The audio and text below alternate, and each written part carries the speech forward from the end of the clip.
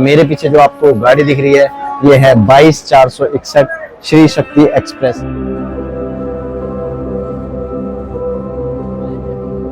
और फाइनली हमें पहले दर्शन हो चुके हैं माँ वैष्णो देवी के, वो भी चलती ट्रेन से।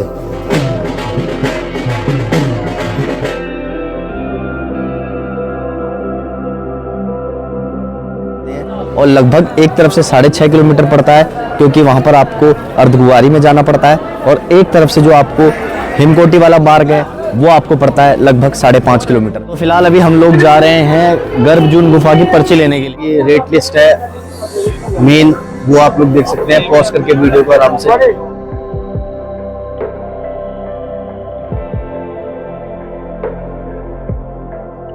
तो फाइनली हम लोगों को दिख गया है माता वैष्णो देवी का ये पावन सा भवन, और हम लोगों के साथ साथ आप लोग भी माता के दर्शन करके अपना सौभाग्य प्राप्त कर लीजिए। जय माता दी। Let's travel with Indian travel explorer. तो फिलहाल अभी हम लोग पहुंच चुके हैं बाण गंगा पे, और मेरे पीछे आप लोग देख सकते हैं ये है बाण गंगा का मुख्य द्वार। तो यहीं से यात्रा जो है वो औपचारिक रूप से स्टार्ट होती है। यहाँ पर है फ्रिस्किंग पॉइंट, और फ्रिस्किंग पॉइंट में चेक करवाने के बाद ही हमें यात्रा आगे की ओर अपनी कैरी ऑन करनी है। तो यहीं से चलते हैं यात्रा की ओर। अरे अरे अरे, कहाँ जा रहे हो? वेट अ मिनट, शुरू से स्टार्ट करते हैं। नमस्कार दोस्तों, स्वागत है आप सभी लोगों का माता वैष्णो देवी की इस पावन यात्रा में। माँ आदिशक्ति दुर्गा माता वैष्णो देवी का भवन जम्मू और कश्मीर के जम्मू प्रांत में त्रिकुट पर्वत पर स्थित है। इस धार्मिक स्थल की आराध्य देवी वैष्णो देवी को सामान्यतः माता रानी वैष्णवी, दुर्गा तथा शेरावाली माता जैसे अनेक नामों से जाना जाता है।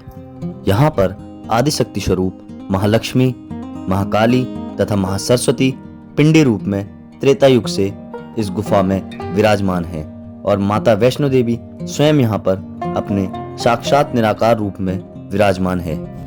तो आज के सफर में हम भी निकल चुके हैं माता वैष्णो देवी के भवन की ओर। दिल्ली के सुहाने मौसम और नजाकत भरी ठंड के साथ हम लोग पहुंच जाते हैं जीटीबी नगर मेट्रो स्टेशन, जहां से मेट्रो पकड़ने के बाद हम लोग उतरते हैं न्यू दिल्ली रेलवे स्टेशन पे, और यहाँ से हम लोग गेट नंबर 1 पे उतर के चले जाते हैं प्लेटफॉर्म की ओर। और रात में नई दिल्ली रेलवे स्टेशन का नज़ारा कुछ ऐसा था। अपने सुंदर कलर और रिनोवेशन के बाद ये रेलवे स्टेशन और भी ज़्यादा सुंदर हो चुका है। और एक्सरे मशीन से स्कैन करवाने के बाद अपने सामान को हम लोग चले जाते हैं प्लेटफॉर्म की ओर। जब भी आप लोग रेलवे से यात्रा कर रहे हैं तो हमेशा रेलवे स्टेशन पे 1 से 1.5 घंटे पहले पहुँचे, ताकि आप किसी वजह से ट्रैफिक वगैरह में फंसते हैं तो आप लोग अपनी ट्रेन के टाइम से पहले पहुंच जाएं। तो फाइनली 20 मिनट इंतज़ार करने के बाद हमारी ट्रेन अब आ चुकी है अपने प्लेटफॉर्म पे, और समय हो रहा है लगभग शाम के 6:23 का, और ट्रेन आ चुकी है। हेलो दोस्तों, नमस्ते नमस्कार, कैसे हैं आप लोग? जय माता दी। तो आज हम लोग निकल रहे हैं अपनी एक नई यात्रा में, जो कि है माता वैष्णो देवी की यात्रा। और अभी हम लोग हैं दिल्ली के रेलवे स्टेशन पे, न्यू दिल्ली रेलवे स्टेशन पे, और मेरे पीछे जो आपको गाड़ी दिख रही है ये है 22/461 श्री शक्ति एक्सप्रेस। तो बहुत ही बढ़िया ट्रेन है, बहुत अच्छी टाइमिंग है इसकी। 7:05 पे शाम को चलती है, और सुबह लगभग 5:40 पे ये उतार देती है। तो देखते हैं कि ये टाइमिंग ये ठंड में भी फॉलो कर पाती है कि नहीं, और चलते हैं अपने इस माता की यात्रा पे। और जय माता दी, जय माँ वैष्णो देवी। ट्रेन में चढ़ते ही सबसे पहले काम जो करना है वो करना है बर्थ ढूंढने का, और हमने भी अपनी बर्थ जो है वो ढूंढ लिया, क्योंकि हमारी गेट से लगते ही सबसे पहली बर्थ थी। तो बर्थ में जो ये वाली साइड है, ये साइड अपर और साइड लोअर है।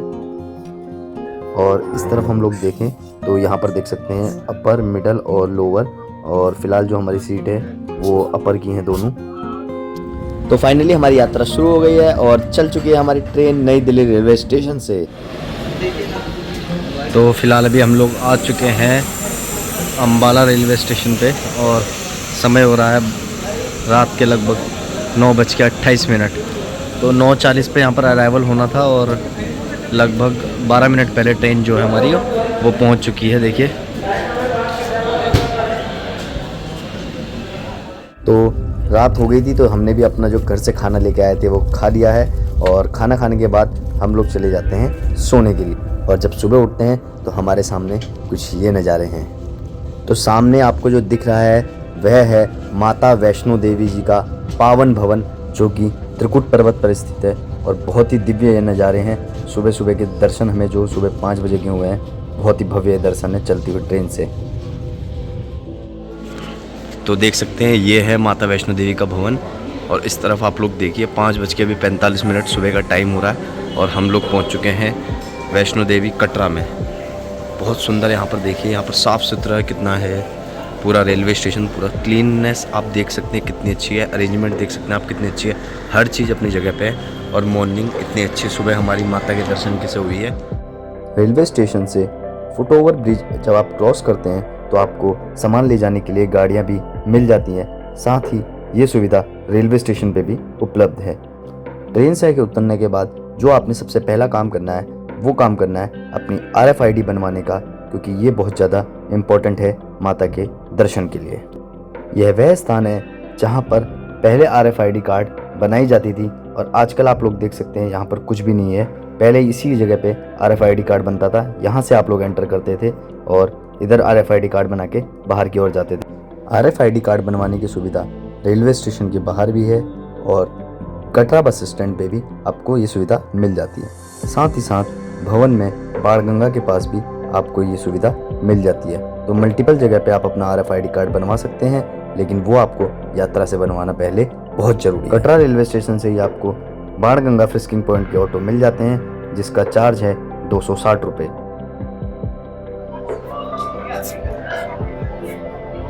तो यात्रा पर्ची भी हमने बना ली है और अब हम लोग जा रहे हैं वापस अपने ऑटो की ओर, वहाँ से निकलेंगे बाणगंगा। तो जो यात्रा पर्ची है अब वो हट के RFID कार्ड बन चुकी है, और ये RFID कार्ड लेना आपने बहुत ज़रूरी है।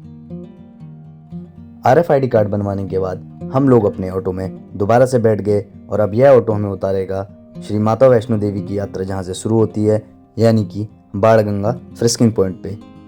अगर आप लोगों के पास पोस्टपेड सिम नहीं है तो आप लोग यहाँ पर यात्री सिम भी ले सकते हैं, जो आपको लगभग 300 रुपये की पड़ती है, और इसमें आपको कॉलिंग वगैरह की फैसिलिटी मिल जाती है। फिलहाल अभी हम लोग पहुंच चुके हैं बाणगंगा पे, और मेरे पीछे आप लोग देख सकते हैं ये है बाणगंगा का मुख्य द्वार। तो यहीं से यात्रा जो है वो औपचारिक रूप से स्टार्ट होती है। यहाँ पर है फ्रिस्किंग पॉइंट। फ्रिस्किंग पॉइंट पहला पड़ाव है जहाँ पर अपना सामान चेक करवाते हैं और ID दिखाते हैं। फिलहाल अभी हम लोगों ने स्टार्ट कर दी है अपनी वैष्णो देवी की यात्रा, और माता की इस यात्रा में बहुत ही सुगम हमें अभी तक का सफर रहा है, ट्रेन से लेके ऑटो तक हर चीज। ये जो रास्ता जा रहा है ये है नीचे की तरफ भंडारा, गुलशन कुमार जी का जो भंडारा होता है, और ये जो नया वाला मार्ग जा रहा है। फिलहाल अभी हम लोग जाएंगे अपने ओल्ड वाले मार्ग से ही। माँ जगदम्बा वैष्णो देवी का भवन लगभग समुद्र तल से 5200 फीट की ऊंचाई पर स्थित है, और टोटल डिस्टेंस जो आपको यहाँ पर कवर करना पड़ेगा वो लगभग 12 किलोमीटर है। और लगभग 12 किलोमीटर चलने के बाद आप लोग पहुँचते हैं माता वैष्णो देवी के पावन सुंदर भवन पे, जो आपको अपनी ओर आकर्षित करता है। माता के मंदिर से आगे 2 किलोमीटर दूर भैरव बाबा का भी मंदिर स्थित है, जहाँ जाए बिना यह यात्रा पूरी नहीं मानी जाती। और अगर आप लोग भैरव मंदिर पैदल नहीं जाना चाहते तो यहाँ पर रोपवे की सुविधा भी उपलब्ध है, जो लगभग 100 रुपये में आपको आना और जाना दोनों की टिकट प्रोवाइड करती है। तो आप लोग देख सकते हैं पौनी पाल की पिट्ठू प्रीपेड काउंटर ये सामने स्थित है, और यहाँ पर आप लोगों को एक एक जो प्राइजेज हैं सिंगल तरफ का या आना जाना सब कुछ यहाँ पर मेंशन है। वीडियो को पॉज करके देख लीजिएगा। यात्रा की शुरुआत में ही आप लोगों को बहुत से भवन यहाँ पर बने हुए दिखेंगे, जिसमें आप लोग फ़ोटो वगैरह भी खिंचवा सकते हैं माता की पिंडी रूप के साथ, और बहुत सारी खूबसूरत यहाँ पर कलाकृतियाँ हैं, यहाँ की लोकल ड्रेसेस हैं, उन पे भी आप लोग अपनी फ़ोटो खिंचवा सकते हैं। जय माता दी, नमस्कार, हर हर महादेव। तो आज हम लोग हैं माता के भवन से लाइव, और अभी फिलहाल हम लोग हैं माता वैष्णो देवी के भवन की ओर अग्रसर, और ये हमारा जो पहला स्टॉप है वो है बाणगंगा का। तो मेरे पीछे आप लोग देख सकते हैं जो बाणगंगा नदी है, पहला बाथिंग घाट है ये बाणगंगा का, जहाँ पर आप लोग स्नान कर सकते हैं। तो माता की इस यात्रा में आपको सीधे रास्तों के साथ साथ सीढ़ियाँ भी मिलती हैं, जो कहने के लिए तो शॉर्टकट है, पर अगर आप लोगों को अच्छी खासी प्रैक्टिस नहीं है तो आपको चलने में ये बहुत ज़्यादा परेशानियाँ दे सकती हैं। तो कोशिश करिए आप लोग सीढ़ियों का इस्तेमाल ना करके नॉर्मल जो रास्ता बनाया गया है उससे ही माता की यात्रा संपूर्ण करें। अगर आप यहाँ पर छोटे बच्चों के साथ आ रहे हैं तो आपको यहाँ पर स्ट्रॉलर की सुविधा भी मिल जाती है, जो कि आपको बच्चों को ऊपर ले जाने में बहुत ज़्यादा सुविधाजनक है और आप इसे खुद भी चला सकते हैं। और इसके लिए भी आपको यहाँ पर बंदे मिल जाते हैं जिन्हें आप हायर कर सकते हैं ऊपर तक बच्चों को ले जाने के लिए। और साथ में ही पूरे रास्ते में आपको खाने पीने की सुविधाएं अच्छी खासी मिल जाती हैं। तो ये आपको दिख जाएगा बाथिंग घाट नंबर 2 और ये इस तरफ रास्ता जा रहा है बाथिंग घाट नंबर 2 का। यहाँ पर भी आप बाणगंगा के लिए स्नान कर सकते हैं। ये है बाथिंग घाट नंबर 3 बाणगंगा का।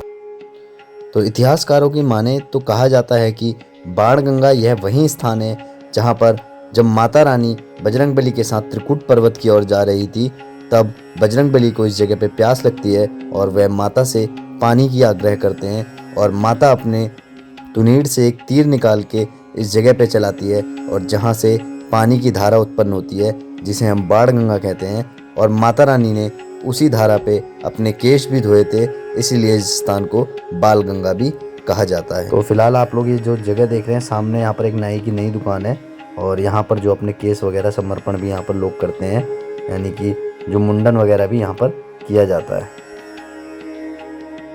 तो प्रॉपर जो रास्ता अगर हम लोग फॉलो करते हैं तो उसके फ़ायदे यही होते हैं कि जैसे हमें सामने गीता मंदिर दिख रहा है, ये भी हम लोग देख सकते हैं। और अगर हम लोग सीढ़ियों के रास्ते आते तो ये मंदिर सारे स्किप हो जाते हैं और जो एक क्राउड है, ये मार्केट है, ये भी स्किप हो जाती है। तो गीता माता मंदिर से थोड़ा सा आगे चलने पे आपको एक छोटा सा मंदिर और बनाया गया है जहाँ पर आपको शिव जी पार्वती की मूर्ति, माँ सरस्वती की मूर्ति, बजरंगबली की मूर्ति और अंदर माँ जगदम्बा का दरबार भी सजा मिलता है। जहाँ से आगे बढ़ते हुए आपको कटरा का ये व्यू भी देखने को मिल जाता है। और इससे थोड़ा और आगे जाने पर हमें मिलता है चरण पादुका मंदिर। यह मंदिर इस यात्रा का पहला पड़ाव माना जाता है और कहा जाता है कन्या रूपी माता ने यहाँ पर पीछे मुड़कर भैरवनाथ को देखा था, जिस वजह से माता के चरणों के छाप इस स्थान पर छूट गए और इसी वजह से यह स्थान चरण पादुका के नाम से विख्यात है। मान्यता है कि जो भक्त माता वैष्णो देवी के दर्शन करने से पहले यहाँ इस मंदिर में माता के चरणों को छूकर यात्रा को प्रारंभ करता है, उसकी यात्रा सफल होती है। यात्रा के मार्ग में ही आपको दिख जाएगा ये बीकानेर वाला और यहाँ से आप थोड़ा सा व्यू भी एंजॉय कर सकते हैं कटरा शहर का। देखिए ये है कटरा शहर, बड़ी बड़ी बिल्डिंगें, छोटी छोटी बिल्डिंगें मिलके बनाती है कटरा शहर को। बहुत ही खूबसूरत ये दृश्य। तो अभी हमें दिखी हैं जंगली मोनाल लेके यात्रा के बीच में। एक ये है, दूसरा वो है, वो ये मेल है, वो फीमेल है। हाँ तो ब्लैक वाला है ये मेल है, उधर जो दिख रहे हो फीमेल है और एक और अभी और था ऊपर चला गया शायद। तो ये यात्रा मार्ग पे हमें दिखा है। चलते हैं यात्रा में आगे की ओर। तो कैसा लग रहा है आपको? हमने यहाँ जंगली जीव भी दिखा दी है, पक्षी भी दिखा दिए। जब भी हम यात्रा करते हैं हम पक्का ऐसा कुछ दिखता ही है। हमारी से यात्रा कंप्लीट होती है इसी के साथ। नमस्कार दोस्तों, जय माता दी। अभी हम लोग पहुंच चुके हैं अर्धकुंवारी भवन से थोड़ा सा नीचे। जो मार्ग हमारा कटता है, एक मार्ग जा रहा है हमारा भवन के लिए वो हिमकोटी से, और दूसरा जो मार्ग जा रहा है वो जा रहा है हाथीमठ मार्ग। तो ये दोनों मार्ग जो हैं वो भवन की ओर जाते हैं और लगभग एक तरफ से 6.5 किलोमीटर पड़ता है, क्योंकि वहाँ पर आपको अर्धकुंवारी में जाना पड़ता है, और एक तरफ से जो आपको हिमकोटी वाला मार्ग है वो आपको पड़ता है लगभग 5.5 किलोमीटर। तो यानी कि हमने लगभग आधा डिस्टेंस यहाँ तक पर कवर कर लिया है। और आप लोगों को मैं दिखा देता हूँ कि ये जो रास्ता है यहाँ से अभी हम लोग आए हैं और अभी हम लोगों ने जाना है। पहले हम लोग जाएंगे अर्धकुंवारी और वहाँ से एक रास्ता हिमकोटी के लिए भी जा रहा है, तो उससे हम जाएंगे और अर्धकुंवारी जा रहे हैं ताकि आप लोगों को अर्धकुंवारी हम दिखा सके।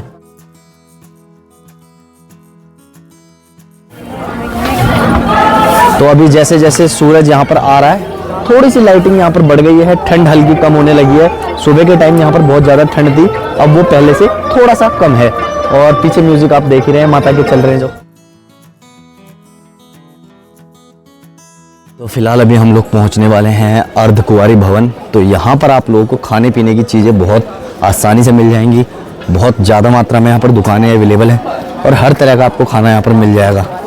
पौराणिक कथाओं के अनुसार अर्धकुंवारी को गर्भजून के नाम से भी जाना जाता है।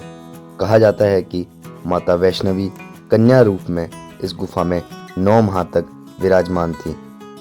और जिस प्रकार बच्चा 9 माह तक अपनी माँ के कोख में रहता है, उसी प्रकार माता यहाँ पर विराजमान थी, इसलिए इसको गर्भजून गुफा के नाम से भी जाना जाता है।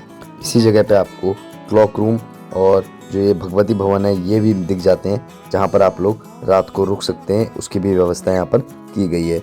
और बाकी जो आपको खाली स्थान दिख रहा है, यहाँ पर भी आप लोग कंबल वगैरह लेके यहाँ से आराम कर सकते हैं। और यहाँ पर जो कंबल वगैरह की फैसिलिटी है वो 100 रुपये में आपको मिल जाता है।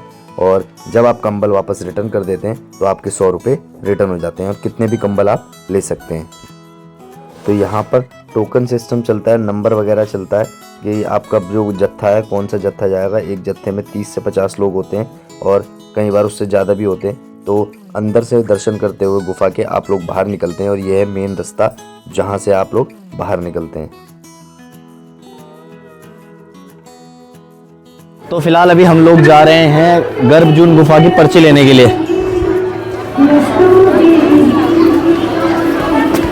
आजकल जो गर्भजून गुफा की पर्ची है वो गेट नंबर 2 से मिल रही है, तो आपको 2 नंबर काउंटर पर ही जाना है।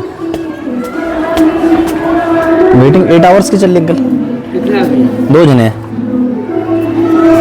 तो अभी हमने पर्ची अपनी ले ली है और लगभग 8 घंटे की वेटिंग अभी है। तो अभी चल रहा है जो ग्रुप चल रहा है 638 आप लोग देख सकते हैं, और हमारा जो ग्रुप है वो है लगभग 690 का। तो ये अपना ग्रुप है। तो पहले माता के दर्शन करके आ जाते हैं, फिर चलेंगे अर्धकुंवारी में। चलिए।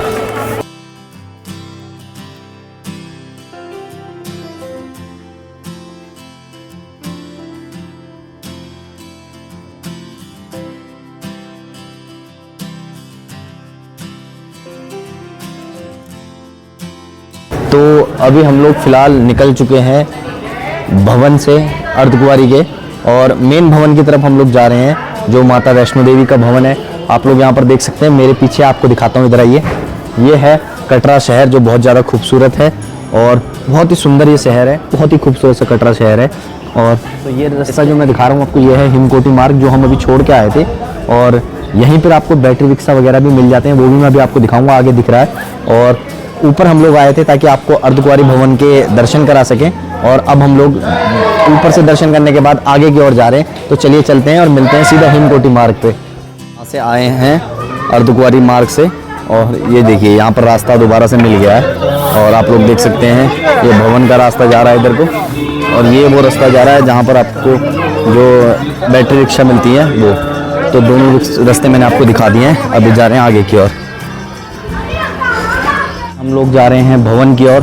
भवन यहाँ से मात्र 5 किलोमीटर रह गया है, और यहाँ पर आप लोग देख सकते हैं एक चीज़ खास बात, जहाँ से हिमकोटी मार्ग शुरू होता है यहाँ पर पूरे शेल्टर लगे हुए हैं ताकि आपको धूप भी ना आए, और साथ में साइडों में लोहे की स्प्रिंगें भी लगी हुई हैं, तारें भी लगी हुई हैं ताकि पत्थर वगैरह जो आते हैं वो भी ना गिरे। तो एक और चीज़, दूसरी बात, इस रास्ते पे जब भी चले थोड़ा सा आप अवेयर होकर चले, क्योंकि बीच में बैटरी रिक्शास भी यहाँ पर आ रहे हैं, हॉर्न भी बजाते हैं, लेकिन कई बार फिर भी एक्सीडेंट होने के चांसेस हैं।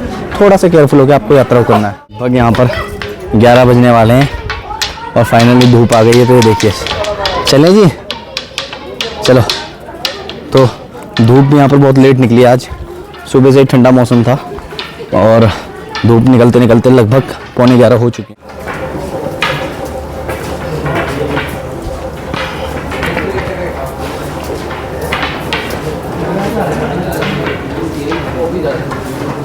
फिलहाल अभी हम लोग पहुंच चुके हैं डोसा पॉइंट हिमकोटी पे। यहाँ पर आप लोग चाय नाश्ते के लिए रुक सकते हैं, और साथ में अगर आपने डोसा खाना है तो उसके लिए भी रुक सकते हैं। तो चलिए चलते हैं, ज़रा डोसा खिलाते हैं इनको। तो ये आ गया अपना डोसा, देख सकते हैं, ये सांभर है और ये चटनी है। तो टोटल 55 रुपये इसकी कॉस्ट है, और दोनों डोसों के हमें पड़े हैं लगभग 110 रुपये। तो अच्छा है, मतलब अब टेस्ट बाकी हम चेक करके फिर बताते हैं आपको क्या। ये है माता के पहले दर्शन जो मैं आपको करवा रहा हूँ, जो हमें इस पूरे रास्ते में पहले दर्शन माता के हुए हैं अभी।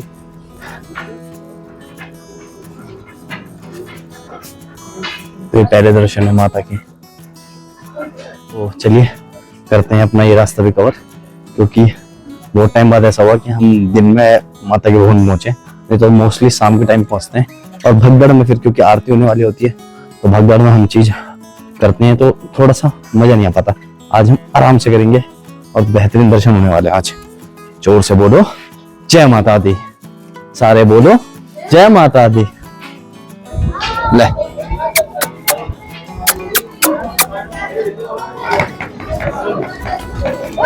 बाहर में आ गया ना उसके। ले आराम से थोड़ा हाथ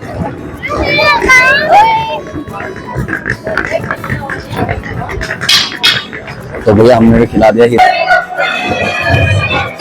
ये देख सकते हैं आप रोड पे इसका ट्रायल चल रहा है, देखिए शायद।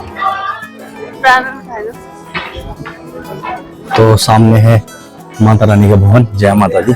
और अब हम लोग हैं भगवान की तरफ अग्रसर। और यहाँ पर आप लोग देखिए छोटी मोटी जो पालकी वगैरह है और जो ये छोटे पिट्ठू वगैरह हैं, ये सब यहीं आके रुक जाते हैं।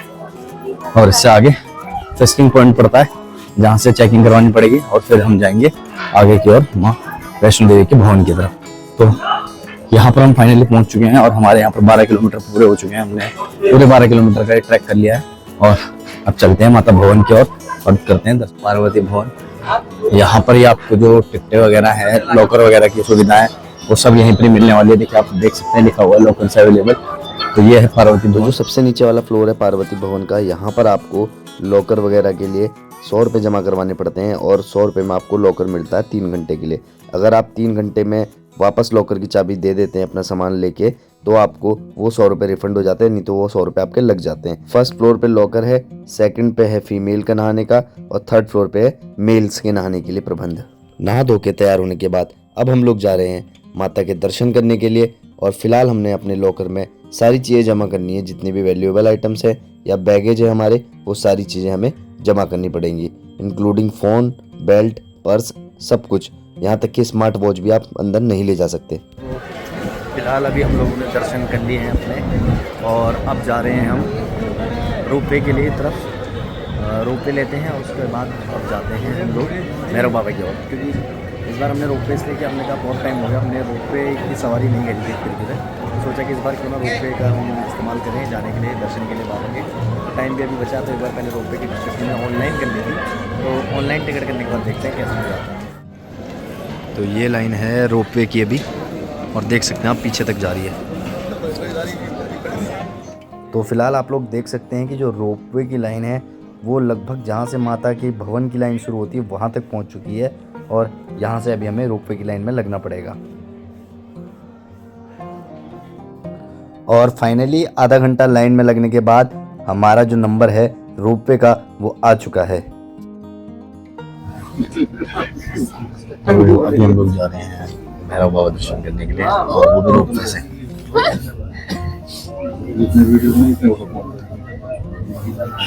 सही तो है, अच्छे है। एक्साइटमेंट से भरी हुई उड़न खटोला राइड ने हमें फाइनली 1 से 1.5 मिनट के अंदर बाबा भैरवनाथ के मंदिर तक पहुंचा दिया। तो फिलहाल अभी हम लोग लगे हुए हैं भैरव बाबा जी की लाइन पे। देखिए